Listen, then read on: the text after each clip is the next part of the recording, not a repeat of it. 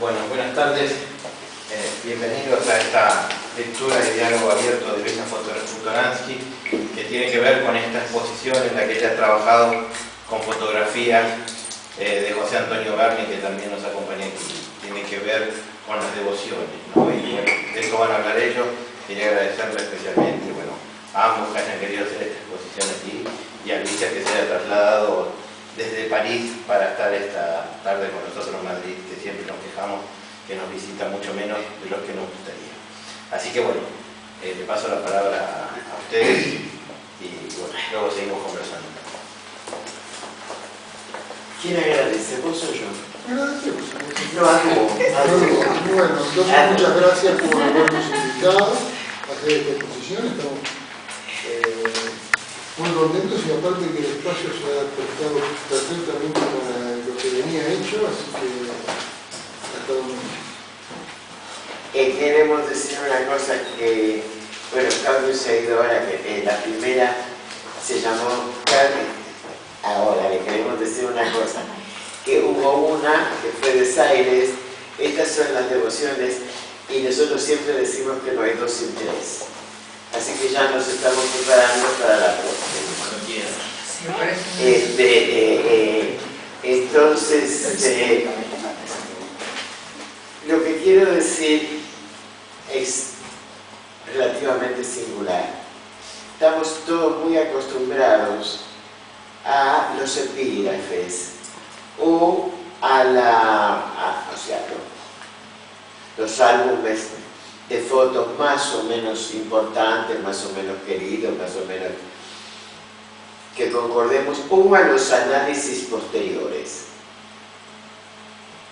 Esto se nos dio de una manera distinta. Es un diálogo entre sus imágenes y mis palabras, un diálogo, al menos para nosotros, ha sido fecundo. No sé si las imágenes y las palabras logran plasmar lo que de alguna manera estamos buscando, que es in the making, como dirían los americanos. Vamos hablando de lo que nos va impresionando mientras crecemos juntos, de alguna manera.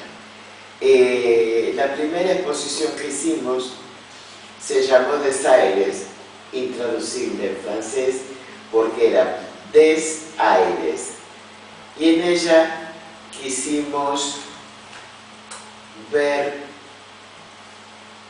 los efectos de las ruinas del cuerpo, las ruinas de la ciudad, de nuestro tránsito, y no solamente eso, sino cómo la idea vino de eso, de cómo viven la ciudad de sus propias ruinas. Y así fue como empezamos a hablar del Museo de Cluny, que es cómo vive Francia, sus propias ruinas, cómo las vive Italia y cómo las vive España. Y ahí empezamos a hacer ese libro que se llamó Des Aires.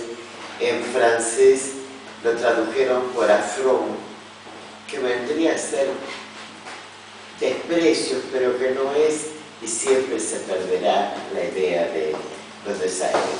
Hubo un paréntesis en el que, como hemos charlado bastante, pero inmediatamente tuvimos la idea de devociones. Pero el parto fue muy lento. ¿Por qué? ¿Por qué? ¿Por qué? Yo que sé, fue lento porque había que encontrar fotos que tuvieran que ver con las devociones cotidianas y no las grandes devociones masivas, que las grandes devociones masivas son fáciles de fotografiar, pero no son fáciles, quizás no pertenezcan a la poesía, pertenezcan a la sociología, en parte textual, a la devoción. En cambio, las devociones chiquitas ya es distinto, ¿no? Son esas devociones casi minúsculas, personales, y es muy difícil ir a buscarlas y encontrarlas y hacer imágenes que las delaten, porque son devociones muy pequeñas. Entonces, ¿cómo lograr delatar esas devociones? Se hace bastante difícil. Poetizarlo no sé cómo será, se hace y nos quedan otras, ¿no? Nosotros ya tenemos vista algunas de futuro. Yo sé lo que voy a... Ya la tenemos. Ya tenemos, ya me está diciendo que tenemos que hacer fotos. Esto va a ser más fácil. Esto va a ser más fácil. Devociones fue difícil. Desaires más o menos fue... Había desaires, había ruinas, porque también nos quedamos en lo personal chiquitito, ¿no? Las ruinas de la chica o el hombre que puso un corazón dentro de las reglas. Hola y adiós. O el hola y adiós, que era la ruina de hola y adiós.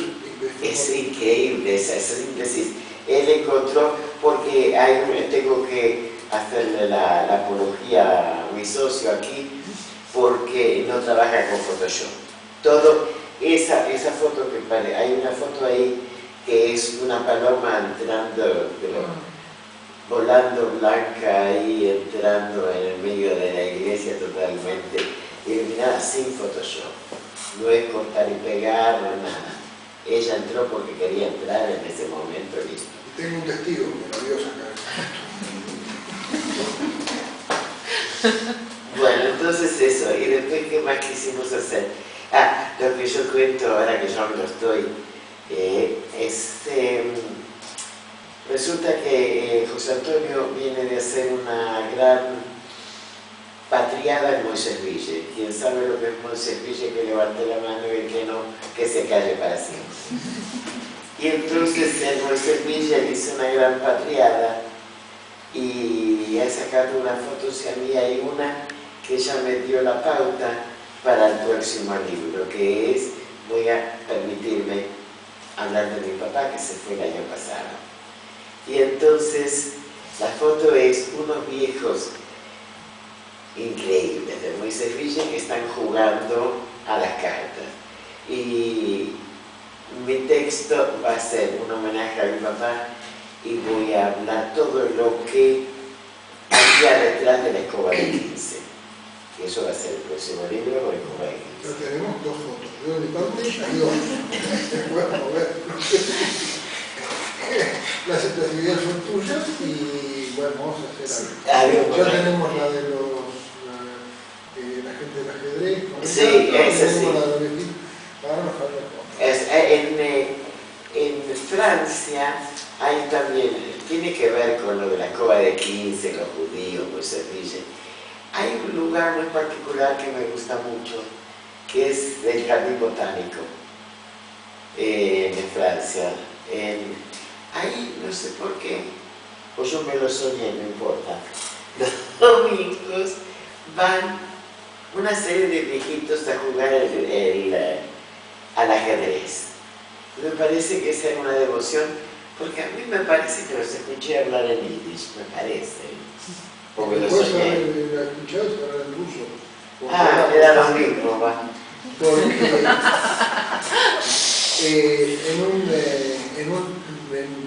yo he visto, por ejemplo, había un ruso que estaba ahí en el retiro, que cobraba para jugar al ajedrez con la gente. Hay algunos textos, porque esto también se trata de algunos textos, bueno, no es muy alegre, pero voy a darles un texto que esa foto a mí me pareció muy importante. También, que este zorro ahí posara en medio del cementerio, en Moisés Ville, ¿no fue?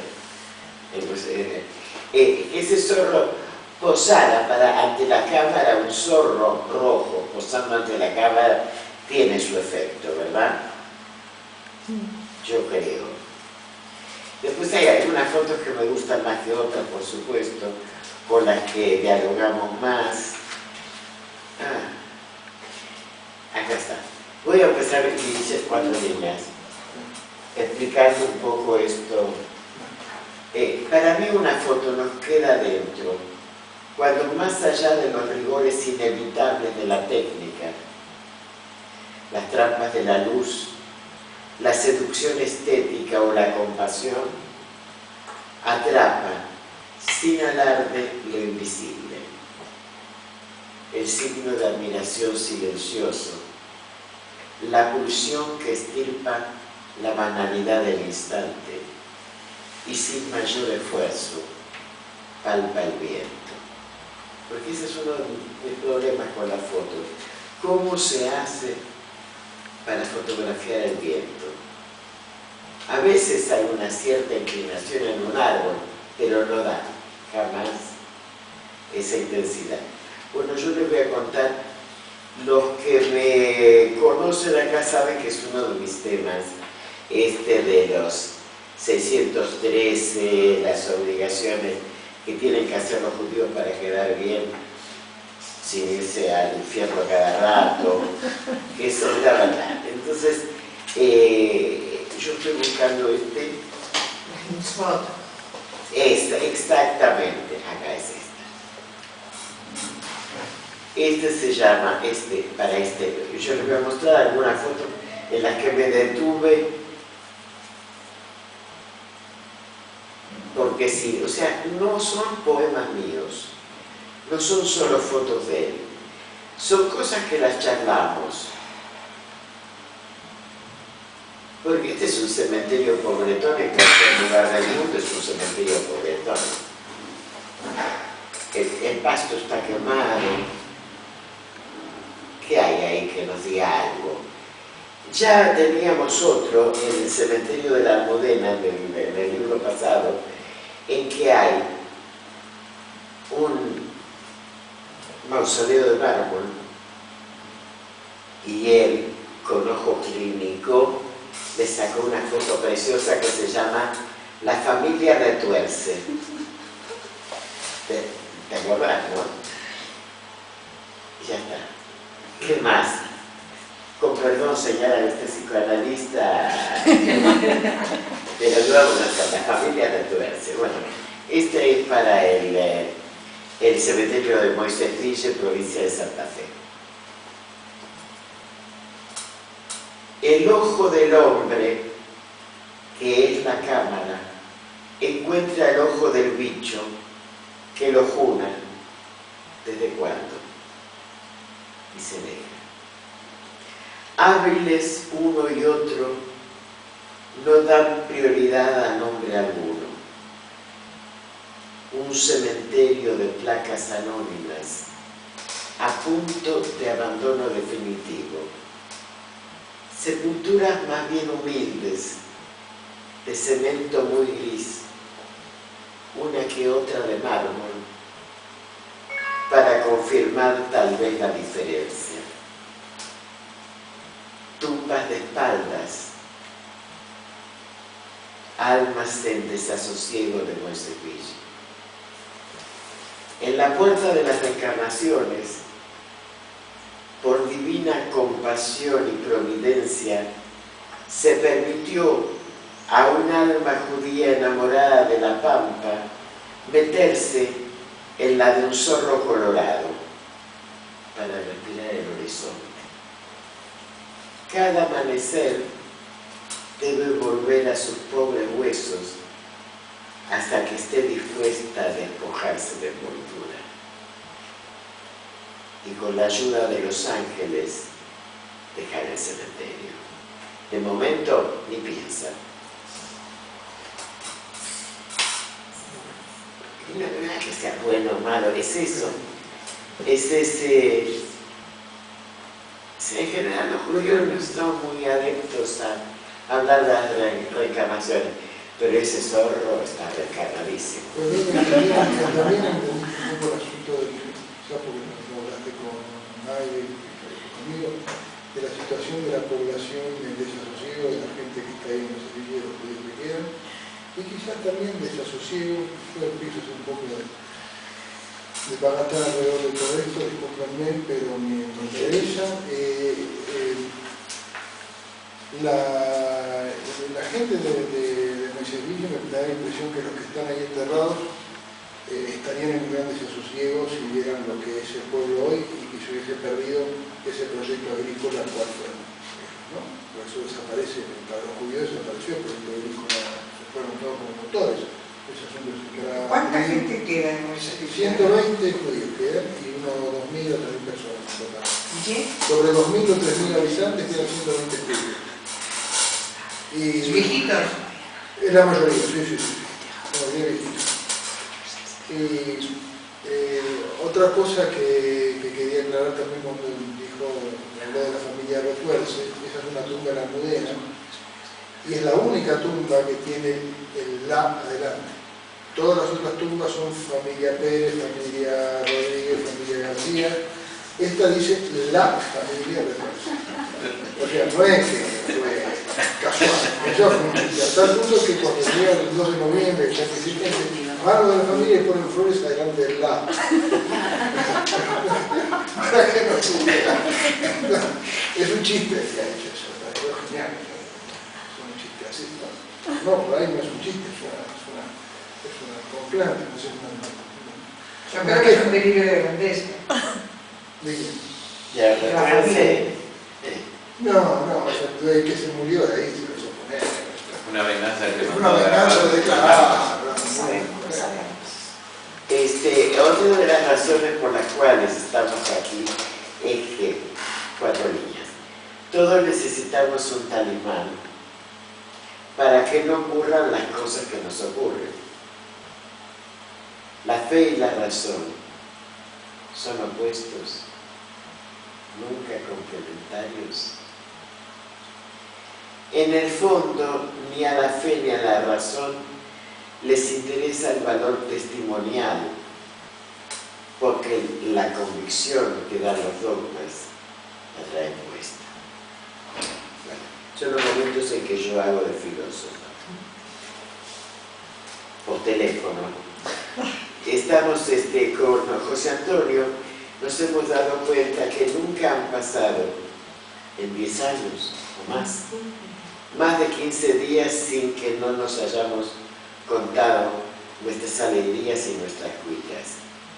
Y a partir de ahí hacemos estas cositas, que no sé lo que darán de sí, pero a nosotros nos ha gustado hacer la experiencia, seguirla, gracias a Claudio aquí. Les voy a contar, ahí porque además acá hemos tenido una discusión con esta, porque él me decía que no es así, que yo ahí... Lo mataste. Yo no maté. Está preso el tipo. Pero yo no maté, bueno, claro mismo. Se llama Máximo. Ustedes lo vieron ahí. Jefe de la banda. ¿La vieron la foto? Maxi Nazar. ¿La vieron o no la foto esa? Sí. El barba. Sí. No cuentes el final de la historia. Pero claro, no todo, de todas maneras, aquí has adelantado en el tiempo, van a matar. Una van a 45, o van a 38, o yo escribí esta testigo, pero no es el documental, José Antonio. Era el padre esa historia que contaste. ¿Cómo? No creo eso. ¿Quién lo mataron? Uno de la bala brava que está ahí, Sí. que está súper fileteada la foto. Sí, sí. Es el gordito Maxi, ¿viste cómo está escrito Maxi? M-A-C-S-Y. Maxi. Sí. Como si fuera polaco. Como si fuera polaco. Sí. Bueno, está todo fileteado, qué sé yo. Y entonces, yo le escribí este texto al gordito Maxi. Lo fueron. No me decís que no, pero está bien, lo fueron. Hoy o mañana, no importa. Su generosa anatomía recibió las balas de 45 que le estaban destinadas. Las cosas son como son. Él las prodigó en las tribunas y fuera también. El muro de devoción lo singulariza, le afina el nombre y los rasgos. Ahora es una enigmática deidad indo-budista que pasó de Maximiliano al gordito Maxi. Eso sí, fileteado por los pibes con amor. ¿Qué puertas de veda no le entreabran los escudos de Boca y de Almagro? ¿Quién tiene la respuesta? ¿Acaso alguien la quiere? Este es el gordito Maxi. Y esta terrible, una terrible y... Vos hablas un poco más, Ya. Bueno, como te cuento ya. La verdad, la devoción empezó por esta cosa terrible Yo escribí un texto en su momento también terrible por lo de Cromañón. O sea, acá todos saben lo de Cromañón, así que no hay ningún problema. Entonces, José Antonio fue a Argentina y me envió la foto de Cromañón. Y yo no sabía lo que era. Pero esa foto me dolía y yo, hasta que supe que los deudos o la gente dejaba las zapatillas de los chicos en el hilo de la corriente eléctrica. Y eso me fue trabajando, que es colgar los patines, colgar los tenis. Sí, te lo tiraban de los muertos, ¿no? Sí, de arriba, como recuerdo, como ofrenda. Yo acompañé el terrible... ¿Cuántos fueron los muertos? 200. No me acuerdo, sí.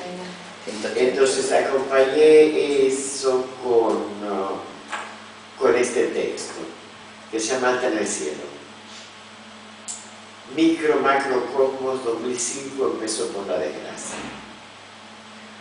Una luz acuático de seres, de humanos y de bestias, anegó el sudeste asiático. Y un incendio estrago en República Cromañón, discoteca del 11, enlutó la ciudad de Buenos Aires. Nada es nuevo cuando reaparece el sol. En la fábrica de China atrancan los galpones donde trabajan los obreros para que no salgan. No tomen aire, no fumen, no vuelven. En las discos hacen lo propio para que no haya colados que se vayan con el Cuba libre y las tripas sin pagar. Mientras, rapaces, los turistas vuelven en picada sobre los muertos casi tibios todavía que fecundan las aguas y las playas del diluvio, protegidos por tarjetas de oro, latino, bronceadores de la mayor protección solar. Mientras, un artificiero confecciona con prisa y sin pausa cañitas voladoras. Los rockeros las exigen para que no decaiga el consumo de bebidas ni la animación en el local. Sin duda, alguna bengala está destinada a que nos estalle como ahora el corazón. En cuanto al hombre de Cromañón, vivió en Cuevas de Dordoña, Francia, hace 40.000 años. La forma de vida era cazar y recolectar. Cazaba en grupo, los animales grandes con trampas y los pequeños con piedras y flechas. Desde los primeros minutos de la tragedia, la gente colgó los tenis en la alambrada de la calle como símbolo de los 194 muertos cromañones. Alta en el cielo, flamea la bandera de ceremonias con sol refulgente al centro. Los elementos, hasta la luna, la destiñen. La desmemoria gana la partida. Maribel, te quería decir que ese texto, que se llama Alta en el cielo, es uno de los títulos de una canción escolar de enseñanza casi obligatoria, Aurora, que decía Alta en el cielo, un águila guerrera. Y entonces es el homenaje que yo le hago a estos niños, que 194 que se murieron un día de Navidad, así como así. Y sin este texto creo que esos tenis no adquieren toda la dimensión de tragedia que tienen. Y había otra con Last but not least, yo creo que, no sé si lo tengo, pero me gusta mucho. A mí una de las fotos que más me gusta, que más misteriosa me parece de esta aventura, es esos dos niños que están ahí. Sí. Esos dos niños que están ahí estaban huérfanos. No tenían texto. Porque me gustaban tanto que a veces me dije, están tan hermosos ahí, ¿para qué les voy a poner, voy a decir algo? Que la gente se invente. Bueno, lo cierto es que a sugerencia de Inés le hemos puesto texto. Y le hemos puesto, porque yo siempre, cada vez que termino un texto, además tiene un rito esto. Yo se lo mando porque me agarra a cualquier hora, cuando me sale el texto, tengo que compartirlo en el acto. Y si en el acto no me dice que le gustó, yo ya me quiero suicidar. Cosa que perfecto. Sin exagerar. Sin exagerar, para nada. Entonces, dijo que le gustaba. No, dijo que este texto estaba huérfano. Yo se lo escribí, pero no lo traje, no importa.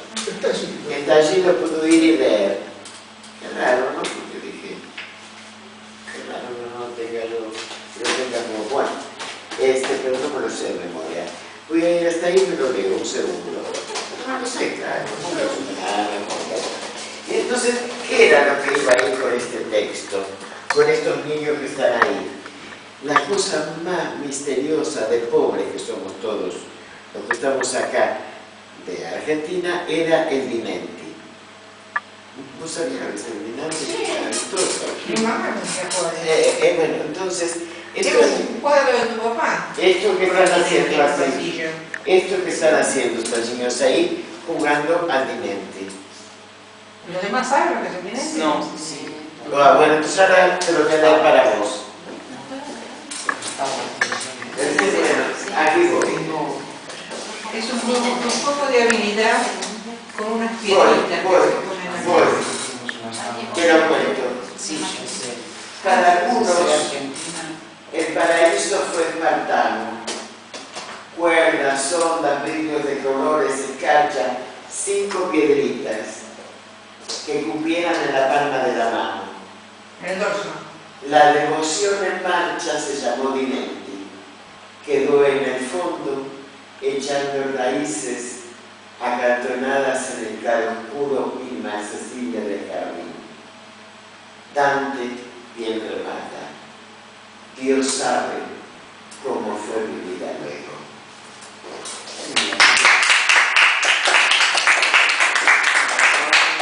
Este es el último papelito. Ustedes mandan foto del cuadro. Es un cuadro del padre.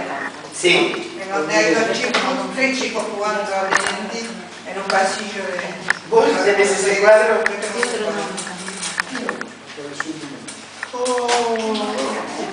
Lo que es... ¿Tenés un cuadro del padre donde los chicos están jugando al Dimenti? ¿No te parece genial? Y me parece que tenemos una conexión más allá de lo que conocemos. Sí. Increíble, ¿no? Bueno, ¿qué más? Nada, voy a explicar algunas fotos que son un poco, que para los que no están... O si querés, vos venís a mi casa y la sacás vos. Sí. Ah, eso quería decir yo de vos. Quería- Antes de que vos empieces. Quiero decir una cosa, que mi amigo José Antonio Barney empezó haciendo fotos con la parte más difícil de la fotografía, que es fotografiar obra de artista. No solo de su padre, sino de muchísimos artistas. Bueno, ya está, me hice un poco de pomada. Ahora sí, ahora sí, esperamos. Una cosa que explicar un poco para los que no están, que son pocos porque no están en la Argentina o que no están en la Argentina actual, aunque ustedes sean argentinos. Gauchito Gil es un punto que se ha extendido por toda la República. ¿Gauchito? Gil. Gauchito Gil es un punto que se ha extendido pero masivamente. No hay 30 kilómetros de ruta que no tenga uno de estos altares. Y eso no estoy exagerando, ¿no? ¿Desde cuándo? Desde hace unos 6 o 7 años empezó así la expansión, el brotar de esto, ¿no? Y es un gauchito Gil tiene dos características. Primero, la característica de cumplir con las medidas, seguramente, ¿no? Pero una de las características más importantes es que es el santo de los ladrones. Entonces, cuando uno ve ahí enfrente, eso está enfrente del Barra Brava, ese grupo de ahí, ese altar. Yo no me animé a sacarlo con la gente que va ahí, porque realmente tendría que haber tomado precauciones, sacarlas escondidas de un coche o algo, porque éramos unas personas muy particulares. Se juntan a beber, porque el rito de Gauchito Gil pide que uno beba en el altar de él y que deje bebida para los que vienen, ¿sí? Para algún alcohólico desesperado que pasa. Eso está enfrente del Maxi. El Maxi, que es un barra brava, en la realidad es el Maxi Nazaro, tipo que está preso hoy por el crimen de asesinato, que es el Maxi que lo mató, pero seguramente lo van a matar o no, pero la muerte da vuelta al tipo, que es uno de los barra bravas importantes de Boca, una de las partes de los barra bravas de Boca. De aquí hay dos fotos de Moisés Ville, esta y esta otra que por ahí dice poco, que es un poco tiene que ver con la bandera roja del poema que está ahí, que es una bandera roja, que está sacada de un lugar saliendo de Moisés Ville.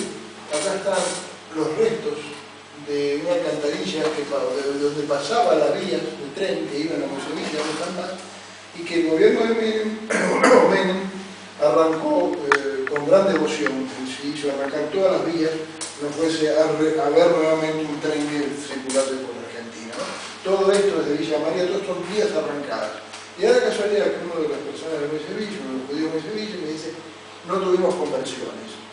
Él me dice, no tuvimos conversiones, no, yo mayor, yo limpio. Y sin embargo hay una gran predisposición a la religiosidad y una gran predisposición al rito y una gran predisposición a la creencia. Porque esto es Moisés Ville, salimos de Moisés Ville. Entonces, el Gauchito Gil está, pero todo... Pero por algo lo llamaban gauchos judíos. La abundancia del rito judío no caló. Y esto me parece interesante también porque es un altarcito de Gauchito Gil y detrás está toda la modernidad, toda la abundancia casi monopólica de la pampa sojera, ¿no? Esos ojos. Yo no conocía el rito. No conocía el rito. El rito es nuevo, bueno, después juntan cientos de miles de personas cuando se para dar una vueltita por el otro lado, aquí el Pancho Villa es Pancho Sierra. Pancho Sierra es la... con Moisés Villa, entonces Pancho Sierra, eso es en Salto, es una tumba de Pancho Sierra, que cogió un clavel rojo. Curiosamente hay una avispas, y bueno, Pancho Sierra seguramente estaba muy cercano a la masonería en este momento, y es muy curioso que estén estas cosas siendo signos masones que, como son las avispas, podrían ser un reemplazo de las abejas masónicas, ¿no? Curiosamente. ¿Dónde está el de la Almudena? Y los de la Almudena están ahí. Bueno, para los españoles acá presentes, especialmente para Marilén, este textito que está acá sobre la salida de la iglesia de la Almudena. Para mí es muy terrible esa imagen. O sea, lo que tiene la foto de José Antonio es que hay son todas muy nítidas, la decisión es obvia, la elección también, pero son de una aparente simpleza. Tiene mucha procesión por dentro este chico, aunque no parezca. Bien, entonces ahí voy. De la Almudena. La hora matutina de un día de guardar, la iglesia real. Cada uno hasta las rejas en su puesto. Los partiquinos y comprimarios cumpliendo su rol. El fotógrafo no tiene lugar para los mitos personales, ni el intimismo. Escruta, sin guantes. Parte al medio las capas de la sociedad. Obscenos, en verdad, los pasos y miradas. La cesta del mendigo está vacía. todo es vagamente azulenco. La mantilla y el abrigo de visor son negros. El manco increpa al gran ausente. ¿Se comienza? ¿Te jodes de la vuelta? Me parece que Armando. Por eso puede enojar. No importa. ¿Lo viste ahí? Está, ¿no? ¿Lo viste? La cosa. ¿Lo pueden leer otra vez? La hora matutina de un día de guardar. La iglesia real. Cada uno hasta las rejas en su puesto. Los partiquinos y comprimarios cumpliendo su rol. El fotógrafo no tiene lugar para los mitos personales, ni el intimismo.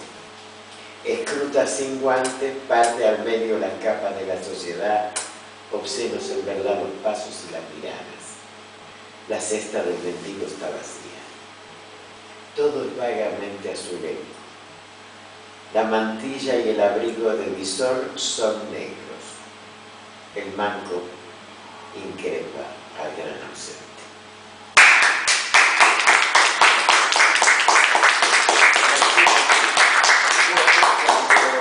¿Qué más vas a contarme? No, las fotos ya estaban contadas las cosas principales. Y lo que no dijiste es que en esa foto de Gauchito Gil es la foto que más has sacado en tu historia. Porque cada vez ha ido cambiando. La que empezó en Desaire con Socialismo y Barbarie. Ah, no, ese lugar, ese lugar es muy particular. Sí, sí, contá. Ese es un puente donde hay dos o tres cosas. Él es muy vago, debo decir, porque todo fotografía en la esquina de la casa. Sí, yo. Es lo mismo. Fotografía en la esquina de tu casa, que estoy muy lejos. Y ahí, en ese lugar, es un puente, y hay tres cosas. Primeramente, sobre la derecha, enfrente de Gauchito Gil, hacia la derecha hay una casa ocupada, de 11 años, es una casa que no se terminó. A la izquierda, cruzando el puente, hay ahora un centro de cultura Nacampot, a la izquierda. Y enfrente está, bueno, Gauchito Gil y aquello, de los chicos Maxi. Donde está la cultura Nacampot, había en la esquina un pequeño lugarcito donde en la época del comunismo habían escrito, o sea, cuando la gente todavía creía, habían escrito socialismo o barbarie, que dicen que es una frase de Marx, otros dicen que es una frase de Lenin, no sé quién será, pero que es bastante cierta, ¿no? Parecería que es cierta porque hay más barbarie y menos socialismo, así que será cierta. Y por el lado de la izquierda, del otro lado, escrito con otra letra, estaba marcado: el universo es una perversa inmensidad hecha de ausencia o llena de ausencia. ¿Hecha de ausencia? Hecha de ausencia.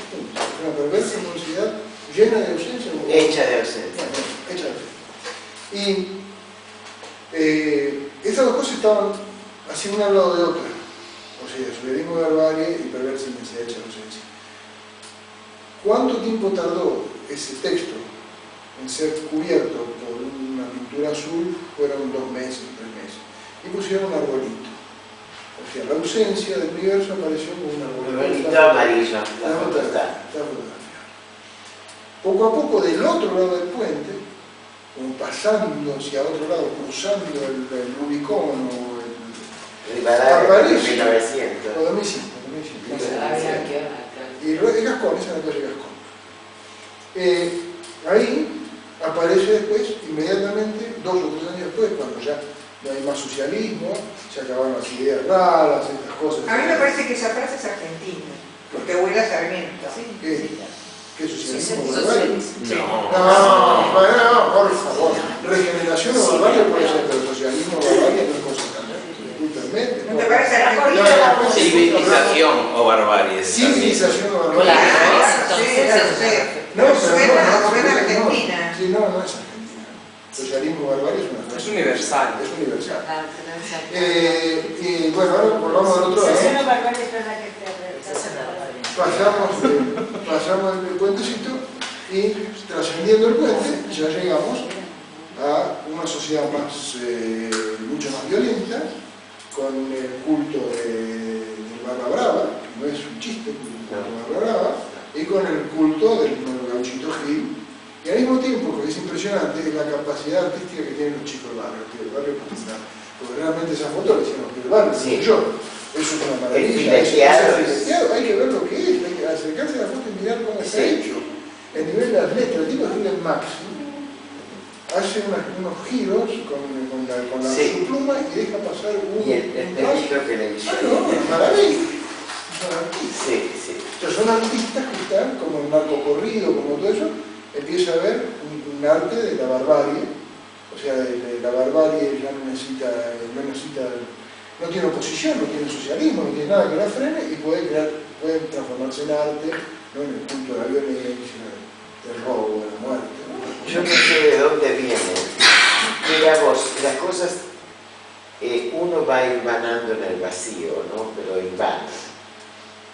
No como dijiste hoy, con hebra de marimoto, no, con hebra corta, decía.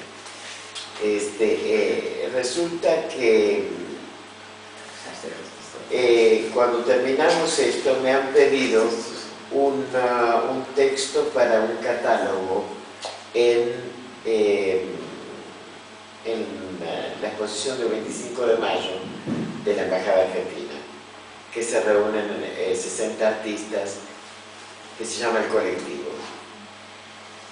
Y yo, ¿qué era lo que quería decir de la Argentina? Que me quedó pendiente del Gordito Maxi. Mi texto es sobre el fileteado.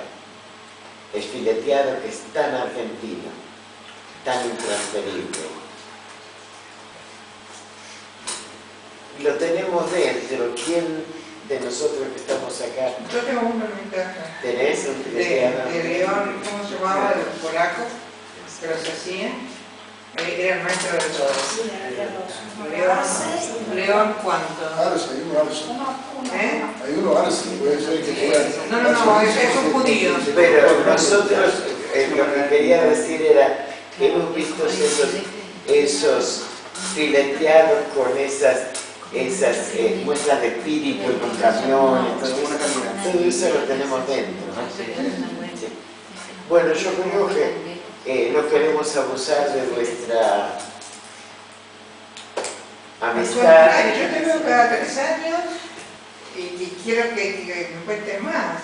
Bueno, puedo hacerlo después, ahora ya está. Estamos ahí, José Antonio. ¿Querés decir alguna otra cosa sobre tus próximos proyectos, sobre el próximo libro que vamos a hacer? ¿No? Bueno. Bueno, Luisa, ¿puedes leer un poema más para cerrar? Y listo? Sí, puedo leer un poema fuera de mis talentos fotográficos en diálogo.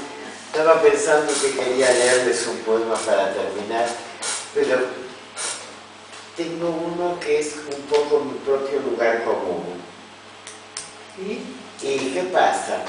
Que no es muy fino este poema porque hablo de los viejos.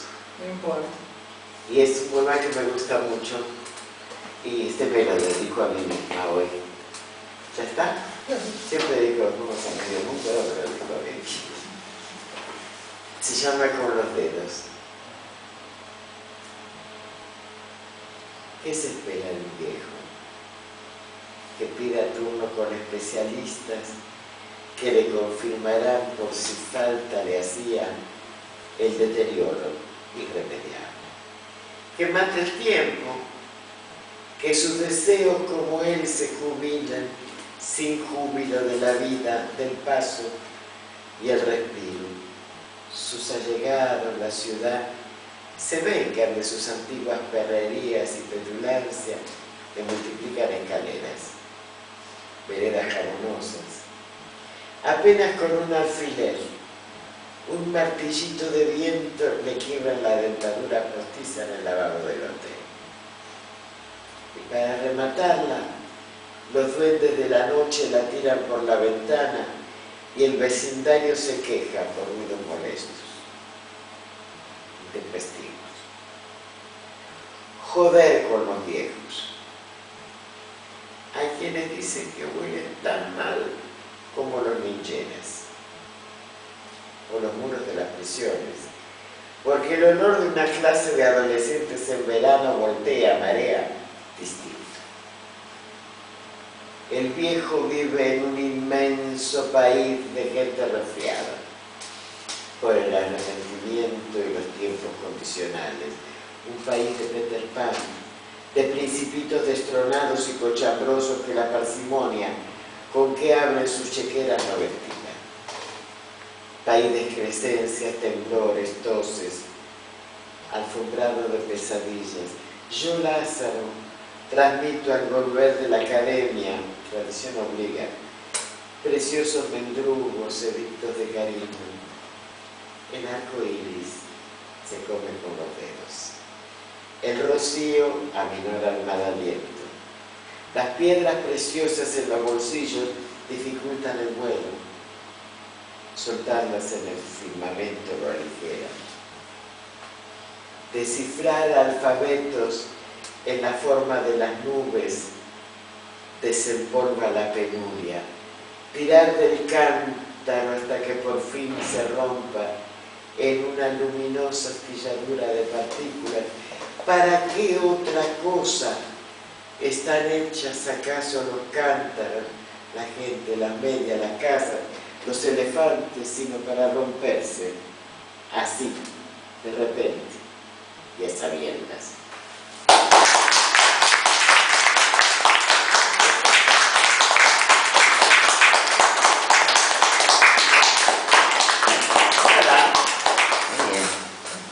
Muchas gracias.